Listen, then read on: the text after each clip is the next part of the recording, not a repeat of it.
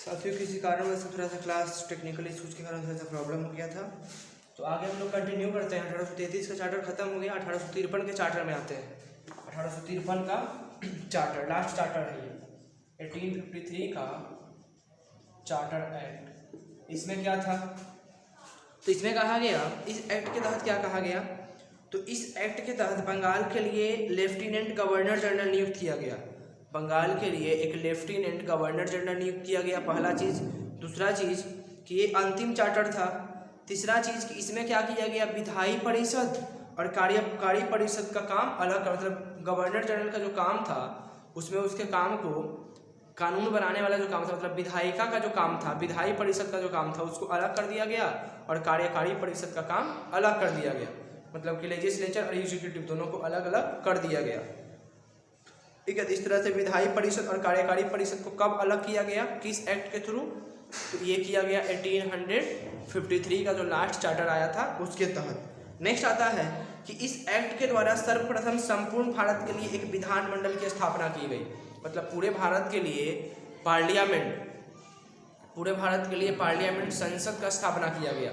उस समय उसको विधानमंडल कहा जाता था। तो मान लीजिए विधानमंडल का स्थापना किया गया किस एक्ट के थ्रू, पूरे भारत में 1853 के एक्ट के थ्रू। अब यहाँ पे हम लोग 1853 के चार्टर खत्म करने के बाद मात्र दो ही चीज़ है। पहला चीज़ है कि गवर्नर जनरल का जो काम था उसमें उसका जो विधायिका वाला काम था, विधायी परिषद का जो काम था, विधायी परिषद वाला जो काम था, ठीक है, विधायी परिषद का काम अलग कर दिया गया और कार्यकारी परिषद का काम अलग कर दिया गया। इस तरह से इसको अलग अलग काम कर दिया गया। मतलब कि लेजिस्लेचर का काम अलग हो गया, एग्जीक्यूटिव का काम अलग हो गया। ठीक है, कानून बनाने वाला काम अलग और जैसे शासन व्यवस्था करने वाला काम। तो इस तरह से 1853 का चार्टर खत्म हो गया। अब यहाँ पे हम लोग जाएंगे आगे, भारत शासन अधिनियम 1858। उसको स्टार्ट करने से पहले तुरंत हम देख लेते हैं 1857 का रिवोल्ट। ठीक है, क्यों इसको देखते हैं, क्योंकि उसके बाद महारानी घोषणा करेगी 1 नवंबर 1858 को महारानी घोषणा करेगी। किस चीज़ की घोषणा करेगी, इसी चीज़ के बारे में कि यहाँ से अब कंपनी का काम खत्म हो जाएगा। अब जो भी शासन व्यवस्था है वह ब्रिटिश के क्राउन के हाथ में चला जाएगा। तो उसको देखने से पहले 1857 का रिवोल्ट अच्छे से समझ लेते हैं। 1857 का विद्रोह पहला आता है कि 1857 का विद्रोह क्यों हुआ। 1857 के विद्रोह का कोई एक कारण नहीं था, बहुत सारा कारण था। ठीक है, मतलब कि आप बहुत दिन से कर रहे थे मेरा शोषण, बहुत ज़्यादा मेरे ऊपर हो रहा था अत्याचार। एक ही दिन मेरे सारा भड़ास निकाले और सब भड़ास निकाल करके जो भी मेरे अंदर गुस्सा था उस सबको एकदम प्रकट होने दिए। उसी तरह से था, कोई एक कारण नहीं था। बहुत समय से अंग्रेज लोगों भारतीय लोगों का शोषण कर रही थी, उसी का गुस्सा निकला। क्या क्या कारण था, तो पहला कारण अगर हम देखते हैं तो पहला कारण था कि किसानों से खूब ज़्यादा टैक्स ले रही थी। कौन, ब्रिटिश ईस्ट इंडिया कंपनी किसानों से खूब सारा टैक्स ले रही थी। किसानों से बहुत टैक्स ले रही थी, बहुत सारा टैक्स ले रही थी। ठीक है, कंपनी का सिर्फ एक ही मकसद था, पैसा पैसा पैसा, चाहे कहीं से भी पैसा है, हमको पैसा चाहिए भाई। तो किसानों से खूब टैक्स ले रही थी। जैसे आप लोग पढ़े होंगे महलवाड़ी सिस्टम, ठीक है, नहीं पढ़े तो हम पीछे मतलब आगे पीछे फिर स्टार्ट करेंगे इसमें हिस्ट्री में, तो उसमें देखेंगे हम लोग महलवाड़ी सिस्टम क्या था, रहितवाड़ी सिस्टम क्या था, अस्थायी बंदोबस्त, परमानेंट सेटलमेंट क्या था, उसमें पढ़ेंगे। ठीक है, तो खूब सारा टैक्स वसूलती है। किसानों की स्थिति खूब ज़्यादा दयनीय हो जाता है। नील उनका खेती ज़बरदस्ती करवाती है, खेती करवाने के बाद खर्चा सिर्फ देती है, उसका मेहनताना देती नहीं है।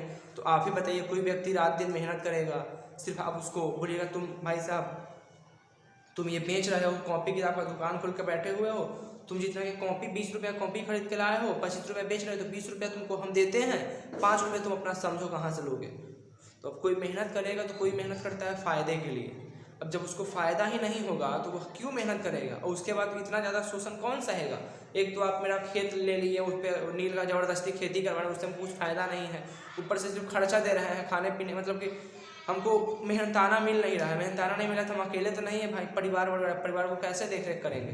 तो ये सब चीज़ था, ये सब चीज़ का मतलब किसानों में जो असंतोष बढ़ा था वो फूटा। दूसरा चीज़, ये लोग बहुत ज़्यादा जो यहाँ से तो किसानों को परेशान करते हैं, देखिए कि परेशान करने वाला कोई नहीं मिल रहा है, तो ट्राइबल एरियाज में चले गए। ट्राइबल एरियाज में चले गए, जहाँ पे आदिवासी लोग रहते थे वहाँ पे चले गए, और वहाँ पे जाकर के उन लोगों को परेशान करना शुरू कर दिया। वहाँ पे खुदाई उदाई स्टार्ट कर दिए, उनके संस्कृति से छेड़छाड़ करने लगे, ठीक है। पेड़ पौधों को काटने लगे, रेलगाड़ी बनाने के लिए पेड़ पौधों को काटा जा रहा था, मतलब रेल ट्रैक को बिछाने के लिए ये सब काम हो रहा था। उसके बाद इनके संस्कृति से छेड़छाड़ होने लगा, तो ये लोगों में भी काफ़ी ज़्यादा असंतोष बढ़ा कि भाई एक तो तुम आ करके हो इंग्लैंड के, उसके बाद यहाँ आकर के तो लूट रहे हो, कोई दिक्कत नहीं है, लेकिन तुम संस्कृति से भी छेड़छाड़ कर रहे हो, हमारे आस्था को भी ठोस पहुँचा रहे हो, हम लोगों के घर उजाड़ रहे हो, ये सब कौन देखने जाएगा। तो 1857 के रिवोल्ट में जनजातीय असंतोष भी काफ़ी महत्वपूर्ण था। तीसरा चीज़ आता है कि मैकाले समिति बताया थे 1853 में क्या होता है कि वहाँ से पहले मतलब मान लीजिए पहले दो कोई व्यक्ति थे, जैसे मान लीजिए राम है और एक और व्यक्ति जिसका नाम है एडम, ठीक है, एडम। तो राम और एडम, अब नौकरी देने का बात आता था, सबसे पहले एडम को प्रेफरेंस मिलता था, मतलब नौकरी इसी को अच्छा वाला पोस्ट अंग्रेज अपने पास रख लेते थे, और कोई खराब वाला काम हो गया, मतलब वैसा काम जो मतलब थोड़ा सा मेहनत वाला है और थोड़ा सा लोअर टाइप का काम है, वो राम को दे दिया गया, मतलब भारतीय को दे दिया गया, ठीक है। बाद में जब थोड़ा सा हंगामा हुआ तो 1853 में क्या किया गया कि एक आयोग लाया गया, बोला गया ठीक है भाई कोई दिक्कत नहीं है, तुम लोगों को हम कंपटीशन के थ्रू अब भरना स्टार्ट करेंगे, जो एग्ज़ाम दे करके पास करेगा, पास करके आकर के आराम से जो नौकरी लेना है नौकरी लो, तुमको नौकरी मिलेगा, तुमको भी हम जो सरकार में हिस्सा मिलेगा, सरकार में तुमको भी जगह मिलेगा। तो ये काम किया गया, लेकिन इसका कुछ फ़ायदा नहीं हुआ, ठीक है, इसका कुछ फ़ायदा नहीं हुआ, इस कारण से ये सिर्फ नाम के लिए था, काम के लिए कुछ नहीं।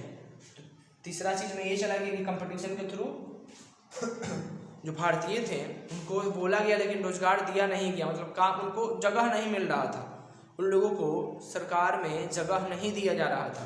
तीसरा कारण वो हो गया। चौथा कारण था सिपाही वाला, जानते होंगे आप लोग सिपाही वाला कारण।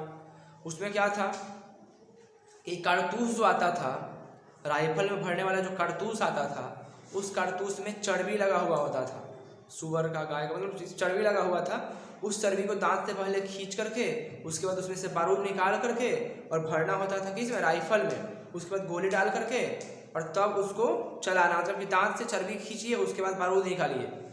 तो मंगल पांडे वाला कहानी आपको याद ही होगा, मंगल पांडे कैसे क्या करते हैं, गोली वोली मार देते हैं अपने एक बड़े अधिकारी को छावनी में, बैरकपुर के छावनी में। तो वो सब चीज़ होता है।